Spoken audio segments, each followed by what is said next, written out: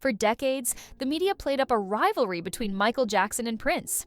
But what if behind the cameras and headlines, they were actually close and shared the same fears, the same battles, and maybe even the same enemy? Because not only did both men fight to regain control of their music, both also died under strange circumstances. And right before Michael passed, he started writing in a secret diary that vanished after his death. Coincidence? Or a cover-up?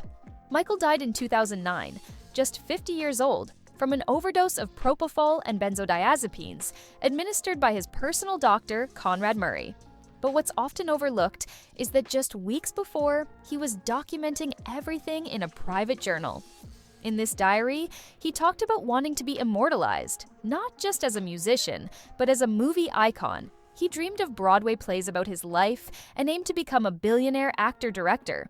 He also admitted depending on doctor, Murray for the drugs that helped him sleep, and revealed plans to launch a product line including soda and cookies.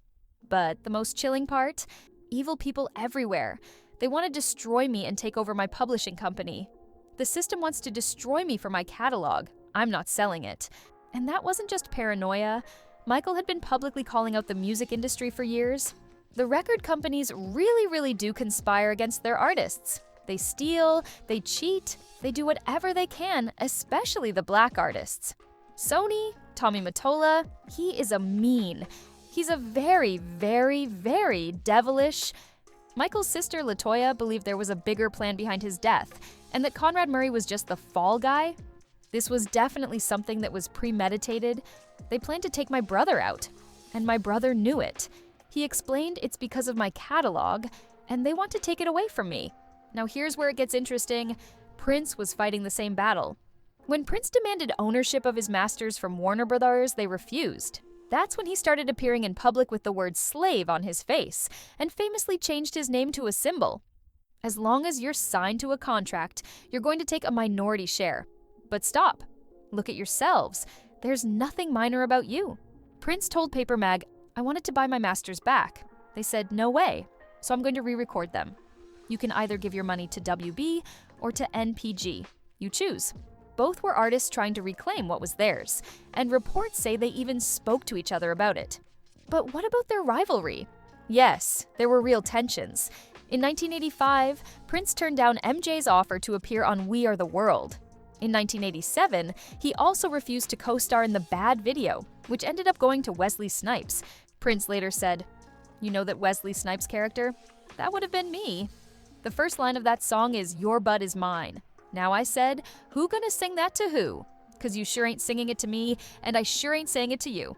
Michael also opened up during his moonwalk interviews. He feels like he's my opponent.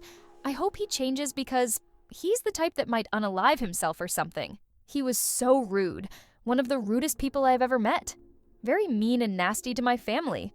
There were other odd moments. According to sound engineer David Zeed, MJ once got clowned by Prince in a game of ping pong, and Will Dodd I Am shared how Prince played bass aggressively in MJ's face during a Vegas performance. The next morning, MJ told him, "Prince has always been a meanie. Everybody says Prince is this great legendary Renaissance man, and I'm just a song and dance man. But I wrote Billie Jean, and I wrote We Are the World, and I'm a songwriter too." Still, despite the surface-level drama, insiders say they had a private friendship. Prince's bodyguard said MJ visited Paisley Park multiple times. They shared music, hung out backstage, even played games together. Michael reportedly played the Dangerous album for Prince before it released, and Prince loved it. Michael once called Prince just to tell him he was a legend, and when MJ passed away, Prince was devastated. According to Tavis Smiley, Prince canceled rehearsals, sent the band home, and locked himself in his bedroom for days. Afterward, Prince even began performing Don't Stop Till You Get Enough live. Something unthinkable if they truly hated each other. So, what does all this tell us?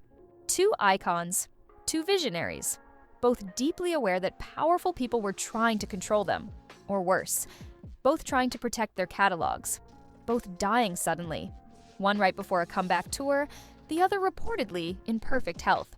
So the real question is, who stood to gain from their silence? And if Michael's missing diary had all the answers, did Prince leave something behind too? Let us know your thoughts in the comments.